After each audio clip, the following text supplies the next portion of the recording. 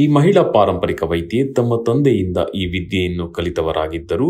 ಪತಿ ಶಾಂತವೀರಪ್ಪನವರು ಹಲವು ಕಾಯಿಲೆಗಳಿಗೆ ಚಿಕಿತ್ಸೆ ನೀಡುವ ಸಂದರ್ಭದಲ್ಲಿ ಇನ್ನು ಆಳವಾಗಿ ಕಲಿತಿದ್ದಾರಂತೆ.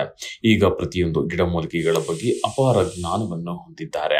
ಕಾಯಿಲೆ ಬಂದಾಗ ಯಾವ ಕಾಯಿಲೆಗೆ ಯಾವ ಆಹಾರ ಪದಾರ್ಥ ಕೊಟ್ಟರೆ ಗುಣವಾಗುತ್ತದೆ, ಯಾವೆಲ್ಲ ಆಹಾರಗಳನ್ನು ಹೇಗೆ ಸೇವಿಸಬೇಕು, ಯಾವಾಗ ಸೇವಿಸಬೇಕು, ಜೀವನ ಶೈಲಿ ಹೇಗಿರಬೇಕು ಎಂಬುದನ್ನು ಅರಿತಿದ್ದು ಈ ಜ್ಞಾನವನ್ನು ಇಂದು ಅನೇಕರಿಗೆ ಹಂಚುತ್ತಿದ್ದಾರೆ. ಆಹಾರದಿಂದಲೇ ಹಲವು ಕಾಯಿಲೆಗಳನ್ನು ಗುಣ ಮಾಡಿಕೊಳ್ಳಬೇಕು ಎಂಬುದನ್ನು ಒತ್ತಿ ಹೇಳುತ್ತಿದ್ದಾರೆ. ಇಂತಹ ಅನುಭವಿ ಮಹಿಳಾ ಪಾರಂಪರಿಕ ವೈದ್ಯರನ್ನು ಆಯುಷ್ ಟಿವಿ ತಂಡ ಹುಡುಕಿಕೊಂಡು ಬೆಂಗಳೂರಿನ ಸುಂಕದಕಟ್ಟೆ ಬಳಿಗೆ ಹೊರಟಿತ್ತು. ಈ ಮಹಿಳಾ ಪಾರಂಪರಿಕ ವೈದ್ಯೆ ಸಾಮಾನ್ಯ ಕಾಯಿಲೆಗಳನ್ನು ಆಹಾರ ಪದ್ಧತಿಯಲ್ಲಿ ಗುಣ ಮಾಡುತ್ತಿದ್ದಾರಂತೆ. ತಮ್ಮ ಮನೆಯಲ್ಲಿ ಪಾಟುಗಳಲ್ಲಿ ಬೆಳೆಸಬಹುದಾದ ಹಲವು ವಿವಿಧ ರೀತಿಯ ತರಕಾರಿ ಸೊಪ್ಪು ಬೆಳೆಸಿ ತಮ್ಮ ಆಹಾರಕ್ಕೆ ಇದೇ ತರಕಾರಿ ಸೊಪ್ಪುಗಳನ್ನು ಬಳಸುತ್ತಾರಂತೆ. ಇವರು ಸಹ ತಮ್ಮನ್ನು ಹುಡುಕಿಕೊಂಡು ಬರುವವರಿಗೆ ಆರೋಗ್ಯ ಸಲಹೆಗಳನ್ನು ನೀಡುತ್ತಾರಂತೆ.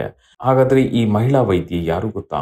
ಇವರೇ ನೋಡಿ, ಬೆಂಗಳೂರಿನ ಹೇರೋಹಳ್ಳಿ ಕ್ರಾಸ್ ಬಳಿಯ ಮಾರುತಿ ನಗರದ ಪಾರಂಪರಿಕ ವೈದ್ಯರಾದ ರಾಧಮ್ಮನವರು. ನಮಸ್ಕಾರ ಎಲ್ರಿಗೂ. ನನ್ನ ಹೆಸರು ರಾಧಾ ಶಾಂತವೀರಪ್ಪ ಅಂತ. ನನ್ನ ಹುಟ್ಟೂರು ಮಾಗಡಿ ತಾಲೂಕು ಚಿಕ್ಕನಹಳ್ಳಿ. ನಾನು ಮದುವೆಯಾಗಿ ಹೋಗಿದ್ದು ಪಾವಗಡ ತಾಲೂಕು ಬ್ಯಾಡ್ನೂರು ಅಂತ ಶಿಕ್ಷಕರಾದ ಶ್ರೀಯುತ ಶಾಂತವೀರಪ್ಪನವ್ರನ್ನ. ನಾನು ಚಿಕ್ಕನಹಳ್ಳಿಲಿ ಇರಬೇಕಾದ್ರೆ ನನ್ನ ತಂದೆ ಇದ್ದರು, ಅವರು ಶಿವಣ್ಣನವರು ಅಂತ. ನಮ್ಮ ತಾಯಿ ಪುಟ್ಟಮ್ಮ ಅಂದ್ಬಿಟ್ಟು.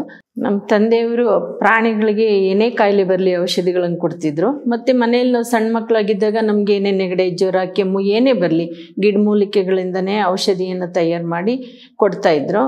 ಹೊರಗಡೆ ಯಾರಿಗೂ ಹೇಳ್ತಾಯಿದ್ರು, ಯಾವುದೇ ಪ್ರಾಣಿಗಳಿಗಾಗಲಿ ಕೊಡ್ತಾಯಿದ್ರು. ಹಸುಗಳು, ಎಮ್ಮೆ, ಕುರಿ, ಮೇಕೆ ಈ ಥರದವಕ್ಕೆಲ್ಲ ನಮ್ಮ ತಂದೆ ಔಷಧಿಗಳನ್ನು ಮಾಡಿಕೊಡ್ತಾಯಿದ್ರು.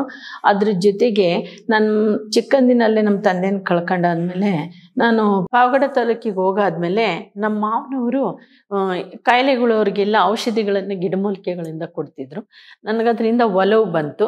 ಒಲವು ಬಂದಾದಮೇಲೆ ಅಲ್ಲಿ ಕಡ್ಮುರ್ಕಿನ ಸೊಪ್ಪು, ನುಚ್ಕೋಣಿ ಸೊಪ್ಪು, ಮಳದಸ್ಲೆ ಸೊಪ್ಪು, ಗಂಜಲದ ಸೊಪ್ಪು ಮತ್ತು ನಂಜಮಂಡಾಕು, ಲಕ್ಷ್ಮೀದೇವಿ ಸೊಪ್ಪು, ಆ ಸೊಪ್ಪು ವಿಚಿತ್ರವಾದ ಹೆಸರಿನ ಸೊಪ್ಪುಗಳನ್ನು ನೋಡೂ ಇರಲಿಲ್ಲ, ಕಂಡೂ ಇರಲಿಲ್ಲ.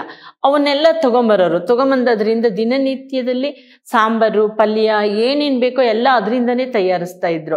ಅದನ್ನೆಲ್ಲ ನಾನು ನೋಡಾದ್ಮೇಲೆ ಒಂದು ಹೊಸ ಗಿಡಮೂಲಿಕೆಗಳಿಂದ, ಈ ಗಿಡಗಳಿಂದ, ಸೊಪ್ಪಿನಿಂದ ಏನೇನು ಮಾಡ್ತಾರೆ ಅನ್ನೋದನ್ನು ನಮ್ಮ ಮಾವ ಹೇಳಿರು. ಇದರಿಂದ ಈ ಥರ ಅನುಕೂಲತೆಗಳಿದೆಯಮ್ಮ, ಅದರಿಂದನೇ ಇದನ್ನು ದಿನನಿತ್ಯ ಆಹಾರದಲ್ಲಿ ಉಪಯೋಗಿಸ್ಬೇಕು ಅಂತ.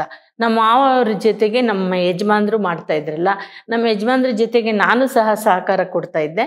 ಹಾಗೆ ನಾನು ಸಹ ಕರ್ನಾಟಕ ಪಾರಂಪರಿಕ ವೈದ್ಯ ಪರಿಷತ್ತಿನಲ್ಲಿ ಸದಸ್ಯಳಾಗಿ ಸೇರಿಕೊಂಡು ನಮ್ಮ ಯಜಮಾನ್ರು ಮಾಡ್ತಾ ಇದ್ದಂತಹ ಗಿಡಮೂಲಿಕೆಗಳಿಂದ ಔಷಧಿಗಳನ್ನು ಅದರಲ್ಲಿ ನಾನು ಸ್ವಲ್ಪ ಎಲ್ಪ್ ಮಾಡ್ತಾ ಇದ್ದೆ. ಅದಾದಮೇಲೆ ನಾನೇನು ಮಾಡಿದೆ, ನಾನು ಏನಕ್ಕೆ ಈ ಎಲ್ಲ ಗಿಡಮೂಲಿಕೆಗಳನ್ನು ಮನೆಯಲ್ಲಿ ಬರೀ ಶೋ ಗಿಡಗಳು, ಹೂವಿನ ಗಿಡಗಳನ್ನು ಬೆಳೆಸೋದ್ರಿಂದ ಏನು ಪ್ರಯೋಜನ, ನಮ್ಮ ಆರೋಗ್ಯ ಕಾಪಾಡ್ಕೊಳ್ಳೋದಕ್ಕೆ ನಾವೇನಕ್ಕೆ ಈ ಸಸ್ಯಗಳನ್ನೆಲ್ಲ ಬೆಳೆಸಬಾರ್ದು ಅಂದ್ಬಿಟ್ಟು ನಾನೇನು ಮಾಡಿದೆ, ನನಗೆ ಅಲ್ಲಿ ಪಾವಗಡ ಇದ್ದ ಗಿಡಮೂಲಿಕೆಗಳು ನಮ್ಮ ಈ ಬೆಂಗಳೂರು ಸುತ್ತಮುತ್ತ ಇದ್ದ ಗಿಡಮೂಲಿಕೆಗಳಿಗೂ ತುಂಬ ವ್ಯತ್ಯಾಸ ಇತ್ತು, ಬೇರೆ ಬೇರೆ ಥರದ್ದು.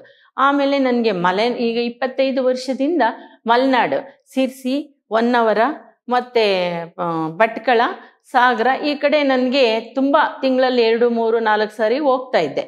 ಅಲ್ಲಿ ಕೆಲಸ ಇರ್ತಾಯಿತ್ತು, ಹೋಗ್ತಾ ಇದ್ದಾಗ ಏನಾಯಿತು, ಅಲ್ಲಿ ಅವರು ಬಳಸುವ ಗಿಡಗಳನ್ನೆಲ್ಲ ನೋಡಿಬಿಟ್ಟು ನಾನು ಎಲ್ಲ ಗಿಡಗಳನ್ನು ಆದಷ್ಟು ತಂದು ಪಾಟ್ಗಳಲ್ಲಿ ಬೆಳೆಸಿ ಅವನ್ನು ಏನೇನಿಗೆ ಯೂಸ್ ಮಾಡ್ಬೋದು ಅಂತ ನಾನು ಅಲ್ಲಿ ಮಾಡ್ತಾ ಇದ್ದಂಥ ಎಲ್ಲ ಪದಾರ್ಥಗಳನ್ನು ತಯಾರು ಮಾಡೋಕ್ಕೆ ಶುರು ಮಾಡಿದೆ. ಆಗ ನಮ್ಮ ಮನೆಗೆ ನನ್ನ ಸ್ನೇಹಿತೆಯರು ಮತ್ತು ನನ್ನ ಸಹೋದರಿಯರೆಲ್ಲ ಬರ್ತಿದ್ರು.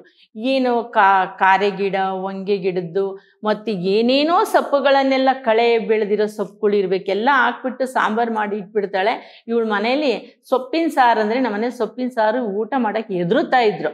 ಆಮೇಲೆ ನಾನು ಮತ್ತು ನಮ್ಮ ಪತಿ ಒಂದು BP, ಶುಗರ್ ಏನೂ ಇಲ್ದಲೆ ಆರೋಗ್ಯವಾಗಿರೋದನ್ನು ನೋಡಿ ಮತ್ತು ಅವರು ಮಂದಟ್ಟು ಮಾಡ್ಕೊಂಡು ಇದ್ರ ಬಗ್ಗೆ ನಾನೆಲ್ಲ ಹೇಳಿದಾಗ ಎಲ್ಲರೂ ಪಾಟಲ್ಲಿ ಇವಾಗ ಬೆಳೆಸ್ತಾ ಇದ್ದಾರೆ.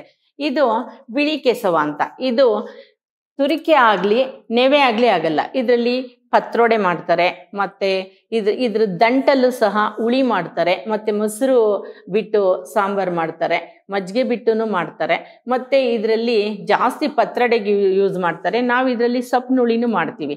ಇದರಲ್ಲಿ ಇನ್ನೊಂದು ಪ್ರಭೇದ ಇದೆ, ಇದು ಕಪ್ಪು ಕೆಸವ ಅಂತ ಬರುತ್ತೆ. ಇದ್ರ ದಂಟು ಮತ್ತು ಇದ್ರದ್ದು ಬುಡದಲ್ಲಿ ಇಷ್ಟಿಷ್ಟಪ್ಪ ಗಡ್ಡೆ ಬರುತ್ತೆ. ಆ ಗಡ್ಡೆಯನ್ನು ಮೇಲ್ಗಡೆ ಎರೆದ್ಬಿಟ್ಟು ಅದನ್ನು ಸಣ್ಣಗೆ ಕೊಚ್ಚಿ ಪಲ್ಯ ಮಾಡಿ ತಿಂದಾಗ ನಮ್ಮ ಹೊಟ್ಟೆಯಲ್ಲಿರುವಂತಹ ಎಲ್ಲ